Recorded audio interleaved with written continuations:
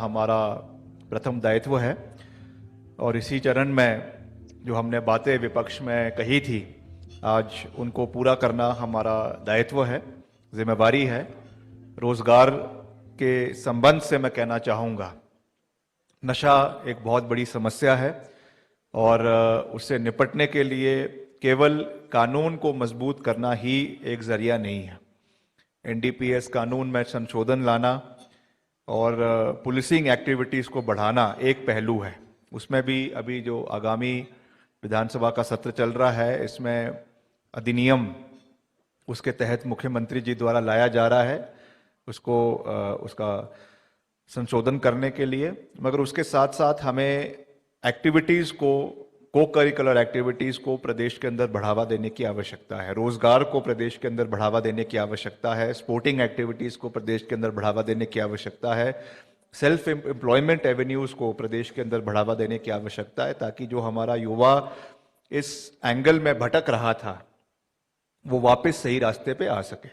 इसलिए सबसे महत्वपूर्ण उसमें जो हमारा बजट इस बारी आया है, विधानसभा में जो पारित किया गया है, उसमें ग्रीन बजट के रूप से सेल्फ एम्प्लॉयमेंट एवेन्यूज़ को बढ़ावा देने के लिए बहुत सी बातें करी गई है और बातों के साथ साथ उसमें बजटरी प्रोविजन भी करवाया गया है। इलेक्ट्रॉनिक कॉरिडोर्स प्रदेश के अंदर बनाने की बात की गई है और साथ ही साथ बसेस, टैक्सीज, उसमें 50% सब्सिडी जो है वो युवाओं के लिए रखी गई है। हमने ये भी कहा है कि हम प्रदेश के अंदर 1 लाख नौकरियां 1 साल के अंदर मुहैया करवाएंगे, चाहे वो सरकारी क्षेत्र में है करीबन 30,000 और बाकी शेष 70,000 करीबन निजी क्षेत्र में। तो इसके लिए हम पूरी तरीके से मजबूती के साथ कार्य करने का पूरा प्रयास कर रहे हैं। हमारी पुलिसिंग एक्टिविटीज़ को भी चुस्त दुरुस्त करना हमारा दायित्व है। अभी 2 दिन पहले ही पुलिस डिपार्टमेंट ने एक ड्राइव लॉन्च करी है वाइप आउट के नाम से, जिसमें जो है अवार्ड्स दिए गए हैं 75,000 से लेकर 1 लाख से लेकर 1.25 लाख तक। और जो भी इस प्रतियोगिता में प्रदेश में पार्टिसिपेट करेंगे उनको जो है उनके आइडियाज़ लिए जाएंगे, बेहतरीन आइडियाज़ लिए जाएंगे और उसके लिए भी पुलिस डिपार्टमेंट कार्य कर रहा है। मैं ये नहीं कहूँगा कि सब कुछ हम करने के लिए हम करने में सफल हुए हैं, बट हम एक सही राह पर आगे चलने में जो हमारा एक लक्ष्य है कि हमने रोजगार भी दिलवाना है और साथ ही साथ स्पोर्टिंग एक्टिविटीज़ को भी बढ़ावा देना है, क्योंकि खुद स्पोर्ट्स डिपार्टमेंट मेरे पास है। उसके लिए हमने एक रोड मैप तैयार किया है जिसमें हम रूरल ओलंपियाड आने वाले समय में हिमाचल प्रदेश के अंदर करने जा रहे हैं। अक्सर देखा जाता है कि क्रिकेट के अलावा किसी और ग्रामीण गेमों को बढ़ावा नहीं दिया जाता है, इसलिए हमने ब्लॉक स्तर से लेकर आपके डिस्ट्रिक्ट स्तर से लेकर प्रदेश स्तर तक प्रदेश के अंदर एक रूरल ओलंपियाड गेम्स करवाने का फैसला किया है, जिसमें हम ज़्यादा से ज़्यादा युवाओं को जोड़ने की प्रयास करेंगे। रूरल इंफ्रास्ट्रक्चर प्रदेश के अंदर तैयार हो स्पोर्टिंग एक्टिविटीज़ का, उसके लिए हम प्रयास कर रहे हैं। कुछ हमारे ऐसे गेम्स हैं जिसमें हम केंद्र सरकार से खेलो इंडिया के माध्यम से भी स्पोर्टिंग अरीनाज जो है बढ़ाने की कोशिश कर रहे हैं, क्योंकि नशा जो आपने कहा है इसका एक सीधा आंसर नहीं है, इसका एक मल्टी प्रोलॉन्ग्ड जो है एक इसका उत्तर है, जिसमें हर एक्टिविटीज को हमें काउंटर करना है, तभी हम युवाओं को नशे से भी बाहर निकाल सकते हैं और उनको एक सही राह पर आगे ले जा सकते हैं। बिल्कुल सर, नशे को लेकर आपने एक बहुत अच्छी बात कही है कि जिस तरीके से पहले भी आपने इस मुद्दे को लेकर सक्रियता दिखाई और अब आपके पास क्योंकि ये जिम्मा है तो इस जिम्मे को आप बखूबी निभाएंगे और 100 दिन के ही अभी समय बीता है, तो ऐसे में 5 साल का जो अभी रहता है कार्यकाल, उसमें हमें उम्मीद है कि हिमाचल में बहुत कुछ इस दिशा में होगा। लेकिन सर, जिस तरीके से आपने बात की कि स्पोर्ट्स को लेकर एक्टिविटीज बढ़ाने को लेकर जो मूलभूत सुविधाएं हैं, चाहे बात स्टेडियम्स को लेकर की जाए या फिर बात इंफ्रास्ट्रक्चर को लेकर की जाए, वो आपकी ओर से प्रोवाइड करवाई जाएगी। एक आंकड़ा ये बताता है कि 70% युवाओं का पिछले 5 सालों में जो इंटरेस्ट है वो खेल के मैदान से हटकर जो दूसरे क्षेत्र हैं जैसे कि मोबाइल और जिम का मैं नाम लेना चाहूंगी, इस तरफ ज्यादा बड़ा है। तो क्या उन युवाओं को खेल के मैदान तक लाना भी एक चुनौती होगी? खेल के मैदान तो आप देंगे? बिल्कुल चुनौती भी है और एक अपॉर्चुनिटी भी है। अगर आप देखेंगे तो एक गिलास में अगर आधा पानी हो तो या तो आधा भरा हुआ है या वो आधा खाली है। आपको देखना, नज़रिया देखना, आपके नज़रिए पे वो डिपेंड करता है। तो हम जो कमियां हैं उसको भी एक अपॉर्चुनिटी के रूप में देखते हैं कि कैसे हमने उन कमियों को पूरा करना है, कैसे हमने युवाओं के लिए लड़ाई लड़नी है। और जहाँ तक मैंने रूरल इंफ्रास्ट्रक्चर की बात करी है, हमारा इंफ्रास्ट्रक्चर प्रदेश में अभी इतना अच्छा नहीं है, मैं भी इस बात को मान रहा हूँ, स्वीकार कर रहा हूँ, मगर जो हमारे पास अवेलेबल है उसको हमने बेटर करना है। उसके लिए हमने डिस्ट्रिक्ट वाइज अलग अलग गेम्स का एक जो है वो एक प्लेटफॉर्म बनाया है, किन गेम्स को किस जिला में हमने विकसित करना है, और उसके लिए एग्जिस्टिंग इंफ्रास्ट्रक्चर को भी यूज़ किया जाएगा और केंद्र सरकार से भी उसमें सहयोग लिया जाएगा और हम मोटिवेट करेंगे। मैं खुद एक युवा हूँ, आप देखेंगे कि इस तरीके से एक चेंज हम लेकर आएंगे। ज़्यादा से ज़्यादा युवाओं को जो इससे अभी जिनके जो स्पोर्ट्स के प्रति इंक्लाइंड अभी भी नहीं है, उनको भी हम प्रोत्साहित करेंगे कि वो आकर खेले। और जो एक नारा केंद्र सरकार ने दिया है कि जब युवा जो है जब खेलेगा तो फिट रहेगा, उसको हमें पूर्ण रूप से प्रदेश के अंदर हम उसको इम्प्लीमेंट करेंगे। सर, ये आपका बड़प्पन है कि केंद्र सरकार के इस तरीके के नारे को अगर वो जनता के हित में है तो आप प्रमोट भी कर रहे हैं। लेकिन क्या कह सकते हैं, पिछले 5 सालों में देखिए, अगर बात हम अपने देश की करें तो खेल मंत्री जो हैं वो हमारे देश से हैं, लेकिन हमारे जिले से प्रदेश से हैं, लेकिन बावजूद उसके हमारा प्रदेश खेलों में काफी पीछे रहा। नौबत यहाँ तक आई कि 5 साल में स्पोर्ट्स काउंसिल की बैठक अब जाकर हो रही है, वो भी आपके रहमो करम पर। देखिए, मैं किसी की कारगुजारी पे कोई प्रश्न जो है प्रश्न चिन्ह नहीं लगाना चाहता हूँ। पिछली सरकार में क्या हुआ क्या नहीं हुआ वो सब आंकड़े हैं और वो सब चीज़ें लोगों के सामने हैं। और मुझे अगर लोगों ने चुना है तो इसलिए नहीं चुना है कि मैं अपने प्रतिद्वंदियों का या जो हमसे पहले की सरकार है हम उसकी निंदा करें। अगर हमने वही कार्य करना था तो हम विपक्ष में बैठ के भी कर सकते थे। सरकार में आए हैं तो एक रिस्पॉन्सिबिलिटी के साथ आए हैं, एक नई विजन के साथ आए हैं। जो कमियां पहले रह गई हैं उनको भी हम पूरा करने का प्रयास करेंगे। और जहां तक विकास की बात है, जहां तक स्पोर्टिंग एक्टिविटीज़ की बात है या और किसी अरीना में डेवलपमेंट की बात है, हम दलगत राजनीति से ऊपर उठकर कार्य करेंगे। ये एक सत्य है कि देश में एनडीए की सरकार है, प्रधानमंत्री नरेंद्र मोदी जी है और युवा खेल मंत्री जो है वो अनुराग ठाकुर जी है। तो उनसे जो भी सहयोग हमको हिमाचल प्रदेश के लिए लाना होगा, पूर्व के मंत्री मेरे जो प्रीडिसेसर है वो कितना ला पाए कितना नहीं ला पाए वो मैं कभी और चर्चा करूंगा, मगर अभी मैं केवल एक नए सोच के साथ आगे बढ़ना चाहता हूं। उसमें मैं केंद्र सरकार से भी पूरा सहयोग लूंगा और भी इसके अलावा चाहे कॉर्पोरेट सोशल रिस्पॉन्सिबिलिटी के अंतर्गत अभी हम एक पूरा प्लान बना रहे हैं जो कुछ समय बाद हम जिसको जग जाहिर करेंगे, जिसमें हम कई हमारे जो ग्रामीण स्तर पे हमारे खेल के मैदान हैं उन पे हम कई वहाँ के जो मोअज़्ज़िज़ लोग हैं, वहाँ के जो रिनाउंड लोग हैं या कोई वहाँ के इंडस्ट्रियलिस्ट्स हैं, उनके नाम पे हम उसको रखने का प्रस्ताव करेंगे, जिसके एवज में वो वहाँ के लिए हमको वित्तीय जो है वो प्रावधान करवाएंगे।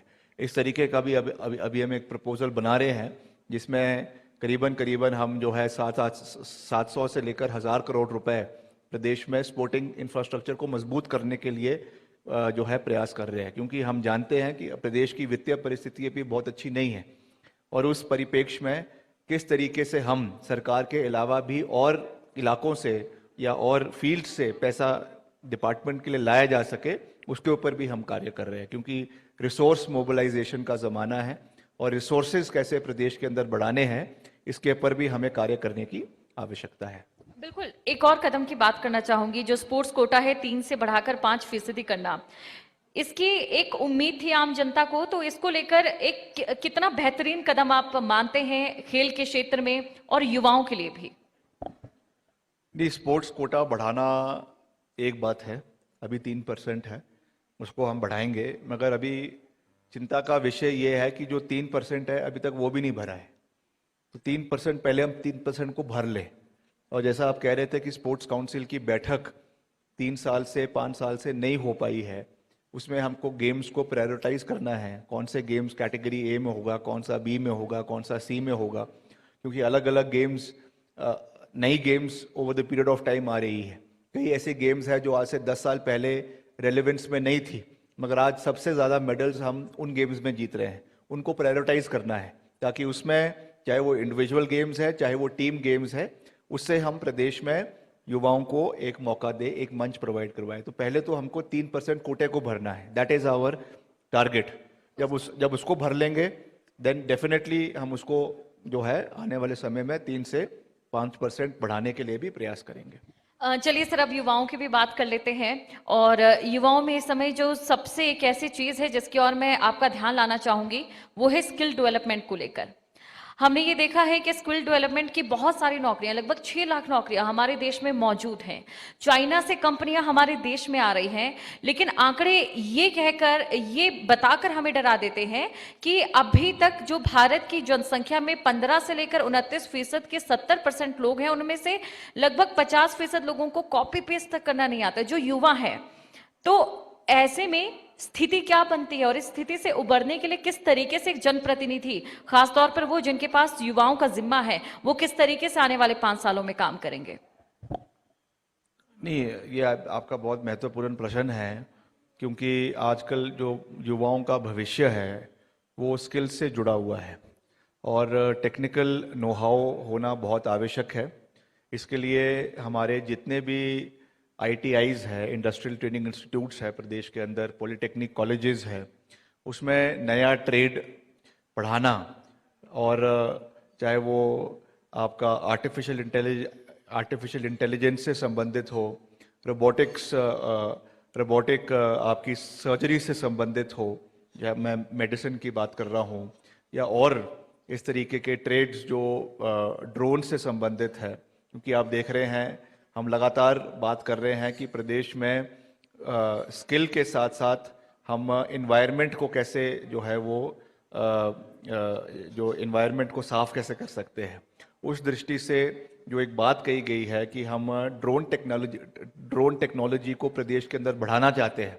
इस बारी का जो हमारा बजट है उसमें इस टेक्नोलॉजी को भी ITIs में पढ़ाने का प्रदेश सरकार ने एक नया फैसला लिया है। वैसे ही हमारे पॉलिटेक्निक्स के जो कोर्सेज हैं उनको भी इंटरनेशनल स्टैंडर्ड्स के हिसाब से रिव्यू करवाया जा रहा है। ये आज भी एक सत्य है कि जितना भी हमारा मैन्युफैक्चरिंग इंडस्ट्री है उसको जो है कहीं ना कहीं चाइना ओवरशैडो कर देता है, मगर वो केवल हिमाचल की बात नहीं है, that is in context of the entire country. मगर कैसे हिमाचल उसमें अपने को सुधार सकता है, हिमाचल उसमें नया योगदान दे सकता है, उसके लिए हमारा जो डिपार्टमेंट है वो कंटिन्यूसली प्रयास कर रहा है। और हमारा एक already Himachal Pradesh skill development corporation भी प्रदेश के अंदर चला हुआ है, जो अलग अलग कोर्सेज प्रदेश के अंदर, चाहे वो इंजीनियरिंग में है चाहे कंप्यूटर साइंस में है, इन फील्ड्स में चला रहा है। But we need to constantly evolve and adapt to new technologies, और उसको हम अपनी कॉलेजेस में, इंस्टीट्यूट्स में समय समय पर जो है वो इंट्रोड्यूस करने का पूरा प्रयास करते रहेंगे। बिल्कुल, बहुत अच्छा लगा सर आपसे बातचीत करके, और जाहिर तौर पर एक सार्थक चर्चा ये रही जहां पर अहम मुद्दों को लेकर हमने आपसे बात की। तो कुल मिलाकर अगर इस समय हिमाचल प्रदेश में विकास की दृष्टि से देखा जाए तो जाहिर तौर पर कांग्रेस ने जिस तरीके से 100 दिन में अपने एक रूपरेखा रखी है, उससे साफ जाहिर होता है कि आने वाले 5 सालों में हिमाचल प्रदेश को विकास बहुत मिलेगा। अगर इस सोच को धरातल पर उतारा जाए तो जाहिर तौर पर हिमाचल प्रदेश में विकास को पंख जरूर लगेंगे और हिमाचल प्रदेश आने वाले समय में आत्मनिर्भर जरूर बनेगा। बहुत बहुत शुक्रिया sir. Thank you very much. एक सार्थक चर्चा यहां पर हुई है। शुक्रिया विक्रमादित्य जी। मैं गुजारिश करूंगा मंच पर आप रहे, और SS मीनाज साहब से मैं गुजारिश करूंगा कि आप मंच पर सम्मानित करें कैबिनेट मंत्री विक्रमादित्य सिंह को, और साथ ही तालियों से स्वागत कीजिए मुख्यमंत्री साहब हमारे बीच हैं, सुखविंदर सिंह सुक्खू साहब, जो कि अपना विजन इस मंच से रखेंगे। लेकिन फिलहाल ये जो पल हैं आपके सामने कैद होते हुए, ये यादें मैं चाहूंगा कि यहां सम्मानित किया जाए कैबिनेट मंत्री विक्रमादित्य सिंह को। एक युवा सोच के साथ आगे बढ़ रहे हैं और सुखविंदर सिंह सुक्खू टीम का एक हिस्सा है, इसलिए काफी महत्वपूर्ण ये चर्चा रही है। अब हमारे बीच वो शख्स मौजूद हैं जिनके कंधों पर एक बहुत बड़ी जिम्मेदारी है, हिमाचल प्रदेश को आगे ले जाने की लोगों की उम्मीदें हैं। समाज की अंतिम पंक्ति में खड़ा वो व्यक्ति बहुत आज से मुख्यमंत्री सुखविंदर सिंह सुक्खू की तरफ देख रहा है, जो चाहता है कि उसका भी विकास हो। मुख्यमंत्री ने ग्रीन स्टेट के बारे में बात की है, एक अच्छी सोच है ये, और इस सोच पर लगातार काम किया जा रहा है। मुख्यमंत्री सुखविंदर सिंह सुक्खू की ये सोच अगर धरातल पर उतर जाती है तो इसमें कोई संशय नहीं कि आने वाले वक्त में हिमाचल प्रदेश ऐसा राज्य बनेगा जो दूसरों के लिए उदाहरण पेश करेगा।